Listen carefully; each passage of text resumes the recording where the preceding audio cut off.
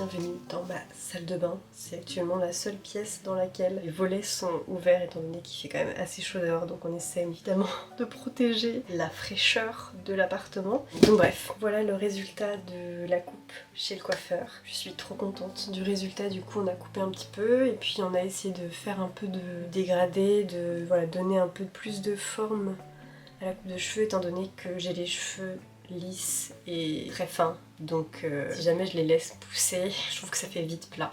Enfin bref, je suis trop contente du résultat et j'adore ce salon de coiffure, vraiment je vous le recommande. J'ai été déçue du salon de coiffure qui est à côté de chez moi en fait, parce que je trouve que c'est assez classique, donc ça va si tu demandes quelque chose de classique et de simple, mais voilà, il y a des fois où j'ai été déçue. Je trouve que le coiffeur c'est vraiment quelque chose qui peut facilement coûter assez cher, donc j'ai cherché un peu des salons de coiffure qui restent abordable et en même temps des bons salons de coiffeur qui correspondaient plus à ce que moi je recherchais, et j'en ai trouvé un dans mon quartier favori de Paris qui est le Dru-Rollin. Ça faisait des années que je passais devant, donc j'y avais été la dernière fois pour faire mon balayage et là du coup j'y suis retournée pour faire ma coupe. Enfin vraiment, si vous êtes sur Paris, je vous recommande vraiment ce salon de coiffure qui s'appelle l'Atelier M. C'est incroyable, vraiment le moment où t'as l'instant shampoing, soin, massage, c'est juste dingue. Je trouve qu'ils font des super massages, des super shampoings et ils prennent le temps de bien te masser, de bien faire les choses pour que tu puisses profiter. Et ils ont même des sièges massants, donc franchement c'est trop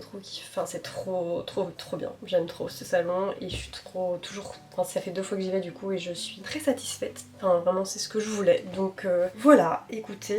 Du coup après j'en ai profité pour passer au Emmaüs qui est juste à côté. J'ai trouvé des petits trucs que je cherchais, à savoir un petit foulard comme ça en soie que j'utilise pour mettre dans les cheveux, avec ce petit motif très joli, donc je suis très contente d'en avoir un deuxième. J'ai trouvé des chaussettes pour les enfants et j'ai trouvé aussi cette grande housse de couette rayée comme ça rouge. C'est typiquement le genre de tissu que je cherche pour faire des projets de couture. Je sais pas actuellement dans les faits, est-ce que je vais l'utiliser pour faire mes projets de couture ou est-ce que je vais l'utiliser comme housse de couette, parce qu'en vrai j'aime bien ce motif comme housse de couette.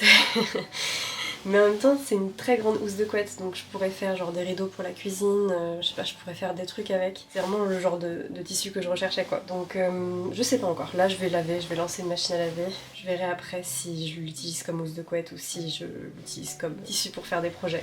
Enfin bref, voilà. Toujours un bon endroit où aller, ce Emmaüs, ça vaut toujours le coup. Voilà, sinon mon fun, mais là il va falloir que j'appelle l'assurance maladie étant donné que je n'ai actuellement pas reçu mes indemnités de congé maternité. Voilà, j'ai pas de chance cette fois-ci. Pour le moment ça ne fonctionne pas. Je sais que j'y ai le droit et je sais que ça va se résoudre, mais pour le moment l'échéancier ne s'est pas mis en place, donc on a dû faire une réclamation. Là j'attends que la réclamation soit traitée et j'espère recevoir mes indemnités ce mois-ci. C'est un peu compliqué. Malheureusement, quand il y a un truc qui couac avec l'assurance maladie, ça peut facilement prendre du temps. Donc voilà, je vais rappeler, j'essaie d'appeler un peu régulièrement pour prendre des nouvelles et faire avancer les choses. Petit tip, si jamais vous êtes dans ma situation, n'hésitez pas à rappeler même dans la même journée pour obtenir une autre personne, parce qu'en fonction des gens sur qui tu tombes aussi au téléphone, ton dossier il peut avancer plus ou moins vite, donc faut pas hésiter à rappeler et à forcer, voilà bref. Donc je vais faire ça après, c'est un peu stressant comme situation. J'ai eu un souci déjà pour mon congé pathologique de grossesse où il y a eu un bug et du coup j'ai pas été indemnisée pendant longtemps. Ça s'est résolu à force de rappels et de renvoi de documents, etc. Mais malheureusement j'ai l'impression que ça a fait bugger mon congé maternité. Donc maintenant c'est ça qui bug et c'est ça que je n'ai pas. Donc ouais, c'est un peu compliqué, mais on croise les doigts. Voilà, bref, je vais lancer la machine.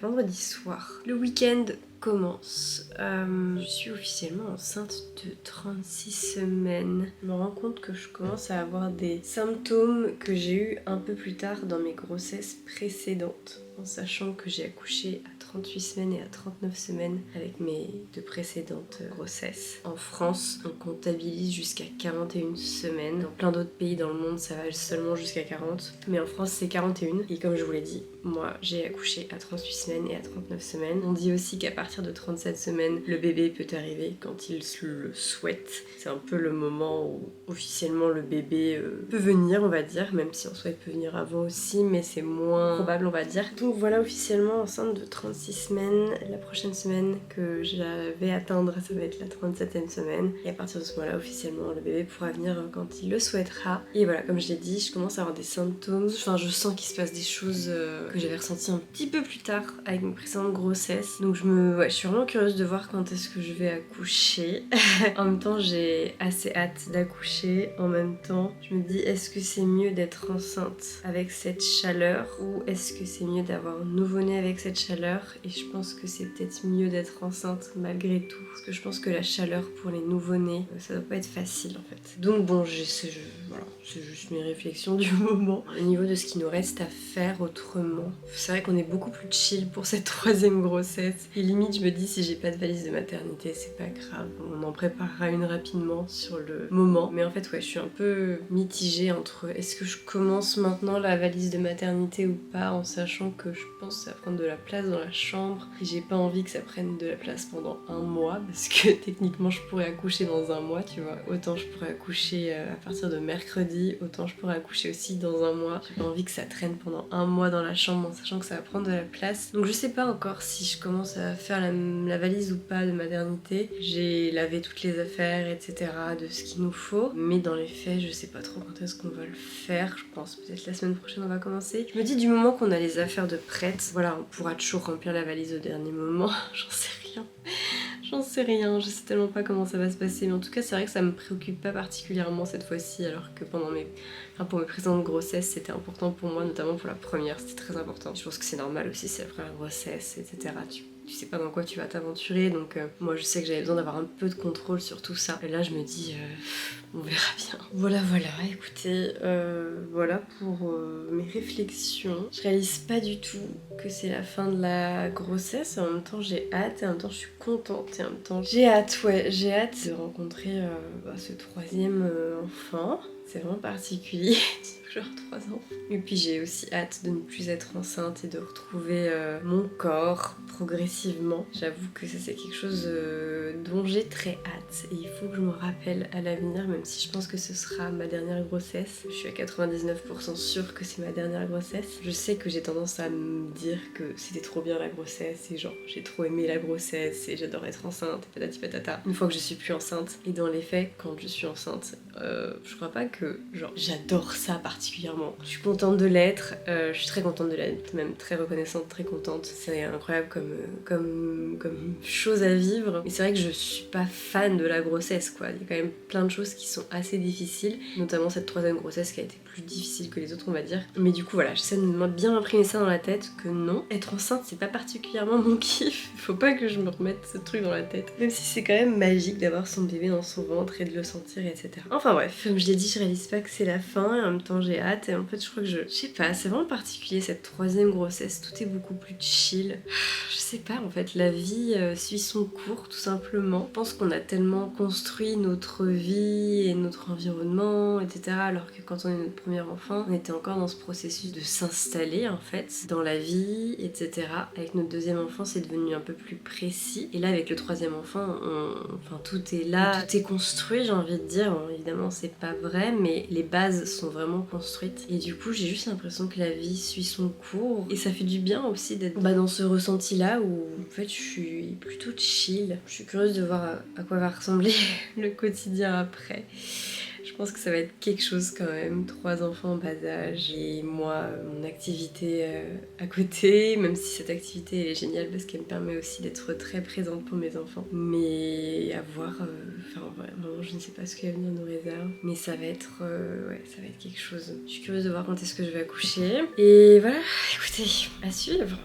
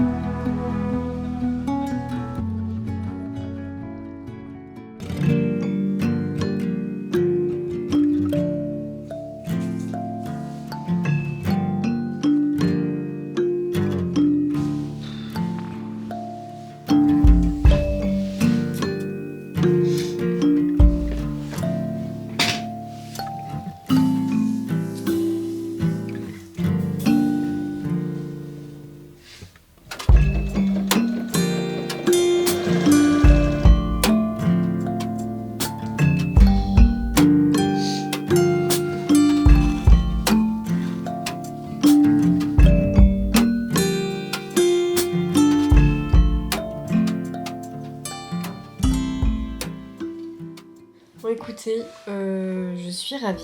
J'ai fait mes premiers rideaux avec le tissu du coup que j'ai acheté au Emmaüs. J'ai testé dans la cuisine et je pense que c'est le bon format, genre le bon motif et le bon format de rideau avec les petits froufrous en haut, etc. Juste c'est pas la bonne couleur parce que je pense que si je mets ça dans la cuisine, ça fera trop répétitif en termes de coloris. J'aimerais bien un coloris qui contraste un peu plus avec le rose déjà de la cuisine. Voilà, j'attendrai de trouver le bon tissu. En tout cas, c'est le bon format de rideau pour la cuisine, mais du coup, je vais pas utiliser ce rideau pour la cuisine. Ce rideau, je vais en faire une série. Alors, je sais pas quand est-ce que je vais terminer la série de rideaux parce que c'était un peu chiant.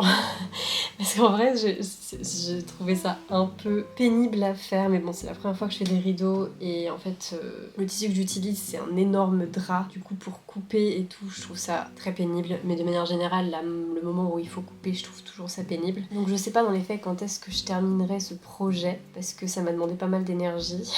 Mais dans les faits, c'est mon premier rideau, tu vois. Et je sais que la première fois qu'on fait quelque chose, ça prend toujours plus de temps. Le premier essai, ça prend toujours plus de temps, on va dire, que les suivants. Donc je reste confiante vis-à-vis de ça. Mais en tout cas, aujourd'hui, je vais pas faire le deuxième rideau. Je ferai ça un autre jour. En tout cas, je vais utiliser ces rideaux pour mettre sur le lit de mes enfants. En fait, mes enfants partagent un lit superposé. Et j'ai toujours pensé à cette idée à un moment de leur mettre des petits rideaux chacun sur leur lit. Et du coup, c'est ce que je vais faire là. Ils seront encore plus protégés de la lumière, même s'ils ont déjà des rideaux occultants, mais l'été, il y a quand même de la lumière qui passe. Et je sais pas, je trouve ça trop mignon. Donc je vais mettre ça sur leur lit. Donc j'en ai fait un, il m'en reste plus que 3 à faire. C'est encore pas mal, mais c'est déjà ça. Enfin bref, je suis très contente. On verra quand est-ce que je ferai la suite. Et sinon, je me pose la question de si je vais pas accoucher prochainement là. Quand je dis prochainement, c'est genre dans les jours qui suivent parce que je sens que le bébé descend. Voilà, en sachant que j'aimerais bien cette fois-ci documenter un peu mon accouchement, mais je sais pas comment il va se passer et je me doute bien que je vais pas filmer au moment où mon bébé va sortir, mais j'ai envie de documenter un petit peu le processus. Pas de la naissance mais du travail en fait. Voilà, je sais que c'est très différent de ce que je partage habituellement sur ma chaîne, mais je trouve ça tellement fascinant les accouchements. Je vais le faire, je pense, je vais essayer en tout cas, parce qu'évidemment je vais être à fond je vais être dans ma bulle, donc je sais pas à quel point je serai en mesure de le faire, mais je vais essayer de le faire et peut-être que je le partagerai ou que j'en partagerai des morceaux sur YouTube. N'hésitez pas à me dire si ça vous intéresserait ou pas, je sais pas. On verra bien, c'est une envie que j'ai, mais enfin voilà, je sais pas. On verra bien.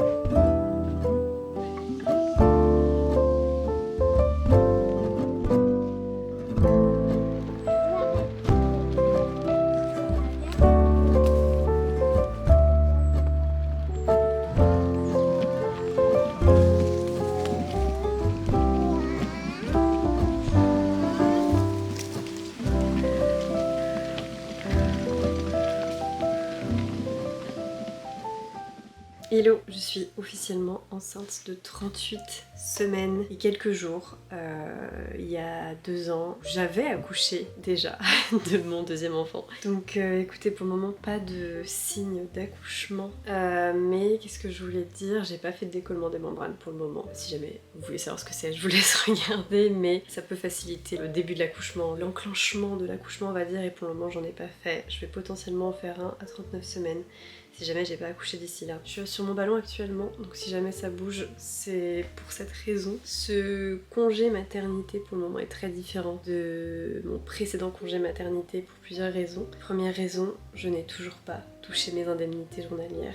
J'ai toujours pas touché mon congé en fait auprès de l'assurance maladie, donc voilà, j'ai pas d'argent en fait, tout simplement, depuis un mois, puisque j'ai reçu mes indemnités journalières pour mon congé pathologique il y a un mois, et du coup j'ai commencé mon congé maternité il y a un mois et j'ai toujours pas eu mes indemnités. Pendant mon dernier congé maternité, tout s'était bien passé, j'avais eu mes indemnités régulièrement, enfin vraiment il n'y avait eu aucun problème avec l'assurance maladie. Tout s'était bien enclenché et c'était une grande chance parce que du coup j'étais vraiment apaisée.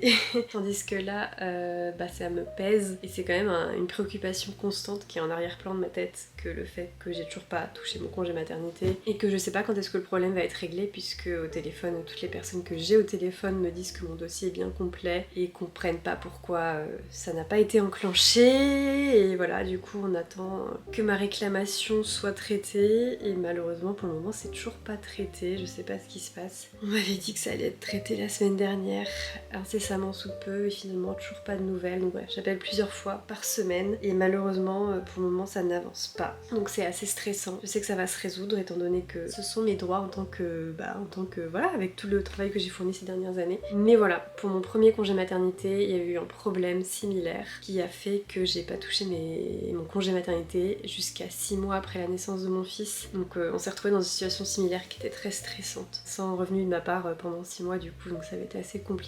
Et malheureusement, du coup la rebelote, c'est reparti pour ça. Alors là on est en train de les contacter vraiment régulièrement, etc. Et j'ai pas l'intention de laisser ça passer pendant 6 mois. De toute manière on pourra pas tenir 6 mois. Là c'est compliqué. Donc voilà, voilà, c'est vraiment... C'est pas facile comme situation. Mais du coup voilà, ça reste en arrière-plan de ma tête malheureusement. J'espère que ça va se régler. Mon Dieu, j'espère vraiment que ça va se régler rapidement. Bref, on va passer à un autre... sujet. Deuxième raison pour laquelle ce congé est différent de mon précédent congé, de mes 2 précédents congés, c'est que du coup, à mesure que tes enfants grandissent, notamment avec l'école, etc., du coup, il y a les vacances scolaires, etc. Donc là, c'est un congé maternité que je passe en compagnie de mes enfants, évidemment. Enfin, surtout de mon aîné qui est à l'école, parce que mon second est encore à la crèche, donc on peut aller encore un petit peu à la crèche. Mais du coup, forcément, c'est différent.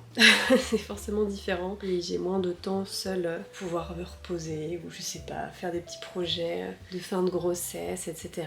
Et après voilà, on passe du temps avec lui et c'est très chouette aussi. Mais c'est sûr que c'est 2 mois de vacances scolaires du coup. Donc forcément c'est très différent de il y a 2 ans. Et voilà, c'est normal, c'est la vie de famille. Ça va être comme ça. Enfin bref, j'ai très hâte d'accoucher à ce stade. Oh mais Polly J'avais pas vu Polly, elle est trop chou. Son lit est tombé, enfin l'autre jour j'ai essayé de m'appuyer de son petit panier qu'on avait installé ici là. J'essaie de me relever, malheureusement ça n'a pas tenu. Mon poids était trop important pour son petit lit. Du coup il faut qu'on le remette au mur, faut qu'on le refixe au mur. Mais en attendant du coup elle dort ici, c'est trop mignon. J'ai vraiment hâte d'accoucher là pour le coup, physiquement j'en peux plus quoi. J'en peux plus, je n'en peux plus. Mais voilà, j'essaye de relativiser parce que voilà, j'ai bien conscience que le quotidien va être intense. C'est le moins qu'on puisse dire je pense avec les 3 enfants. Même si évidemment j'ai vraiment hâte. Et ça fait du bien aussi de se dire que je vais plus être la seule à porter cet enfant et que mon copain va pouvoir s'en occuper aussi, parce que mine de rien, en fait quand t'es enceinte, t'es avec ce bébé H24 et plus la grossesse avance, plus tu le portes, et plus il grandit, etc. Donc vraiment c'est comme si j'ai l'impression de m'en occuper constamment, même si c'est très différent d'un bébé une fois qu'il est sorti du ventre, mais je sens bien sa présence et son poids et tout ce que ça implique physiquement, corporellement pour moi. Donc j'ai hâte de pouvoir retrouver mon corps et de pouvoir être plus libre de mes mouvements et de tout ça en fait, parce que c'est intense quand même une grossesse. Donc voilà, au moins là les 3 seront sortis du ventre. Les 3. J'ai pas 3 enfants dans mon ventre, mais au moins mes enfants seront tous sortis du ventre et on pourra s'en occuper tous les 2. Et j'ai hâte aussi, j'ai hâte de rencontrer. Vraiment j'ai hâte de le rencontrer. Bon bref, j'ai hâte de cette vie à 5, mine de rien. C'est toujours très perturbant cette période de l'année quand on a des enfants, je trouve, les grandes vacances. Parce que j'ai l'impression d'un coup plus avoir de travail, enfin très peu de temps en tout cas pour pouvoir t'occuper de ton travail ou de tes centres d'intérêt, etc. Parce que du coup tes enfants ils sont avec toi H24 et du coup forcément c'est très différent de quand ils sont à l'école, pour te concentrer sur les tâches que tu dois faire, que t'as à faire ou que t'aimes faire tout simplement. Mais je sais que voilà, ça va revenir à la rentrée, j'aurai plus de temps pour tout ce qui est illustration et tout ce qui est centre d'intérêt, etc. Mais c'est vrai que ça fait très bizarre de ne pas dessiner pendant autant de temps. Je crois que j'ai jamais passé autant de temps sans dessiner. Donc ça me perturbe. Je pense que la reprise du travail après ce 3e enfant, ça va être très important pour moi. Ça va être quelque chose. Mais bref, c'est pas le moment pour le moment. Donc cette fois-ci, je pense que le prochain vlog sera le vlog de l'accouchement, c'est sûr et certain. On verra si jamais je documente un peu les choses ou pas. J'aimerais bien. J'ai pas filmé mes précédents accouchements. Je me doute que je vais pas filmer l'entièreté de l'accouchement ou quoi que ce soit. D'autant plus que mon plan c'est d'accoucher sans péridurale à nouveau. Voilà, il y a un moment où clairement tu peux plus filmer. Enfin, je sais que je pourrais pas me filmer moi-même. Enfin, il y a un moment où je vais être vraiment dans ma bulle à 100% et ça m'étonnerait que j'ai ce déclic ou ce réflexe de filmer les choses. En tout cas, j'aimerais bien documenter un peu les choses parce que ce sera a priori mon dernier accouchement. Donc voilà aussi pour moi, pour garder des souvenirs. Bref, on verra bien. En tout cas, j'espère que cette vidéo vous a plu. J'espère que vous avez passé un bon moment. On se retrouve du coup dans le prochain vlog. Bisous tout le monde.